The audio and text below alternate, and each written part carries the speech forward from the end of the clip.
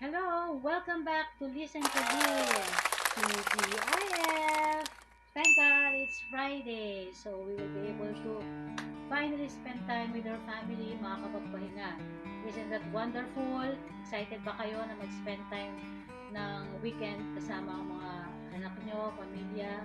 Well, that's something na dapat natin pagpasalamat. And because of that, I want to give you like few seconds to think what are the things that you are thankful for this week.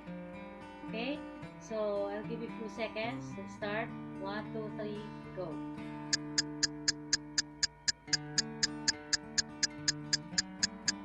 Okay, I think that's enough. That's enough. Okay, so if you would ask me, as for me, number one, I am thankful to God because of my life, because I'm still alive at wala akong sakit. I thank God for my life and for the good health that I am enjoying.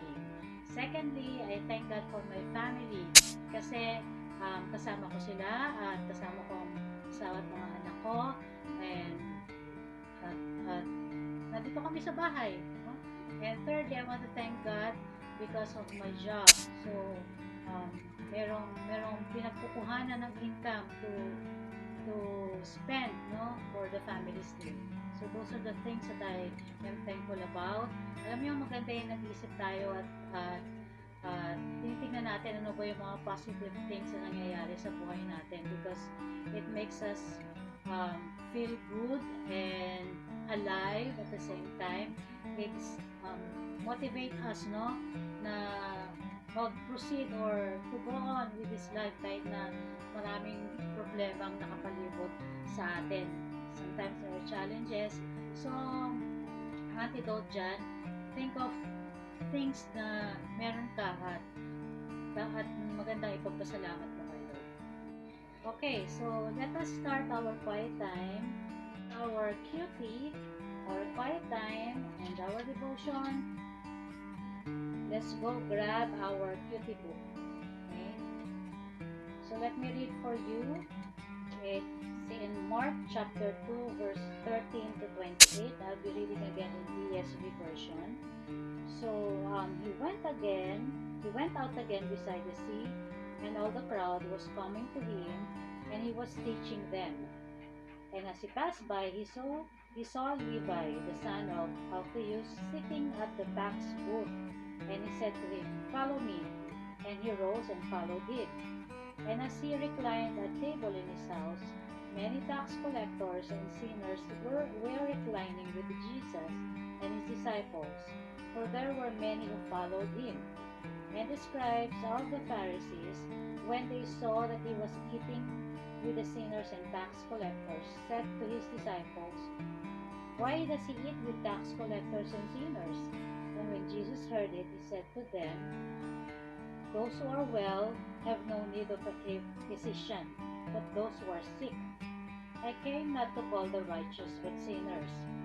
Now John's disciples and the Pharisees were fasting, and people came and said to him, "Why do John's disciples and the disciples of the Pharisees fast, but your disciples do not fast?" And Jesus said to them, "Can the wedding guests fast while the bridegroom is with them? As long as they have the bridegroom with them, they cannot fast. The days will come when the bridegroom is taken away from them, and they will not fast in that day." Amen. Okay.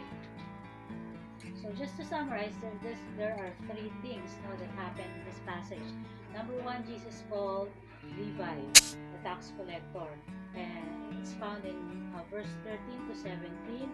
Secondly, the Pharisees questioned him about fasting, diba? Bakit daw yung mga disciples ng mga Pariseo, tsaka yung mga disciples na dyan nag-fast, pero yung mga disciples ni Jesus, ba't di nila fasting? And then, on verse 23-28, that's the third, it says that Jesus is the Lord of the Sabbath. But I want us to focus on verse 30 to 17, when Jesus called Levi. Naglalakad si Jesus, nakita niya si Levi, at tinawag niya, sabi, "Sumunod ka sa akin." Tapos sumunod naman si Levi. And they were eating in Levi's house. Sa bahay nila, habang kumakain sila, so nagkaroon ng pagsisita or pagtatanong itong mga Pariseo at sinabi, bakit nakikisalo si Jesus sa mga makasalanan? Diba? Bakit? So may intriga na nangyayari. So, itong mga Pariseo ay ganun ang tanong, linya ng tanong kay Jesus at sa mga disciples. Narinig ni Jesus yung sinasabi ng mga Pharisees. So, what was Jesus' response? Diba? So, again, that the Pharisees said, why does he eat with tax collectors and sinners?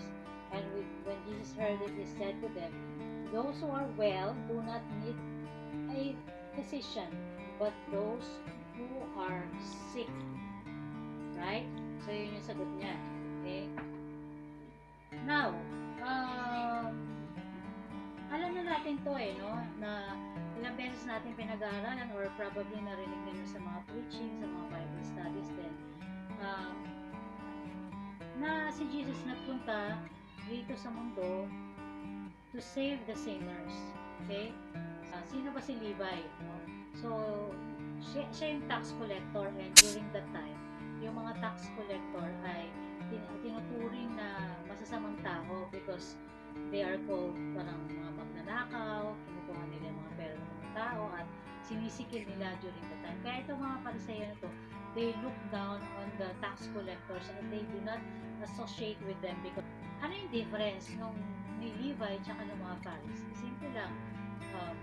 Because of the answer of Jesus na naparito siya para iligtas ang mga makasalanan or para sa mga makasalanan. Sabi niya, ang mga walang sakit hindi nila kailangan ng doktor. Yes, that's right. Why? Because Levi recognized himself as a sinner and he recognized his need for Jesus. Unlike these Pharisees na ang tingin nila sa sarili nila ay mga matutuwid at walang mga kasalanan. No? So, yun yung pagkakaiba nila. So, yung sagot ni Jesus is plain and simple. Sino ba yung nakakailangan ng gamot kundi yung may sakit? O sino ba yung nakakailangan ng doktor kundi yung may sakit? Ganun din, if we would evaluate all of us, we may not be sick physically, but all of us are sinners and all of us need a Savior. And kaya naparito si Jesus is to seek us and to save us. For all of us, sabi ng Bible, have sinned and fall short of the glory of God. So, ano ba dapat ang mga matutunan natin sa passage nito? Okay? Number 1, Jesus came for us, for all the sinners, to save us. No more, no less. Kung may ibang paraan na para iligtas tayo, then hindi na siya pumunta rito sa lupa. Hindi na siya pinadala ng Diyos Ama para ipako sa krus at mamatay para bayaran ng ating mga kasalanan. Pero that's the only way for us sinners to be saved. Okay? And secondly, let's try not to be judgmental. Usong-uso yan ngayon, no? Dahil napapanood natin sa TV show na panghapon. Bawal ang judgmental. Yes, that's true. Avoid being judgmental and being self-righteous like the Pharisees.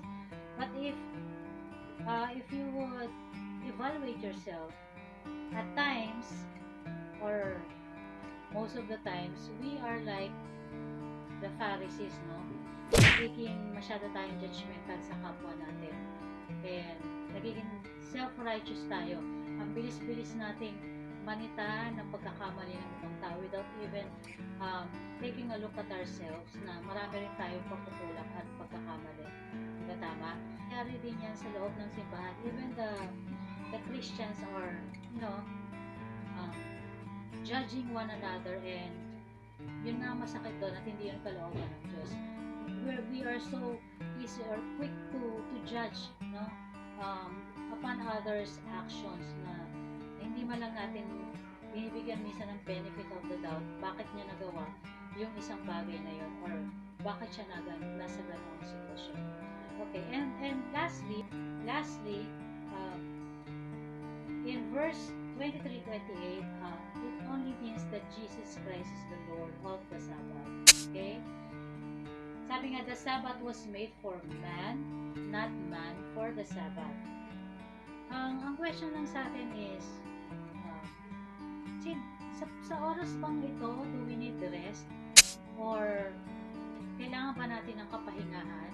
Kailangan ba natin ng kaligtasan? Kung yan ang pangangailangan natin sa mga panahon ito, then let's go to Jesus. Again, He is the key.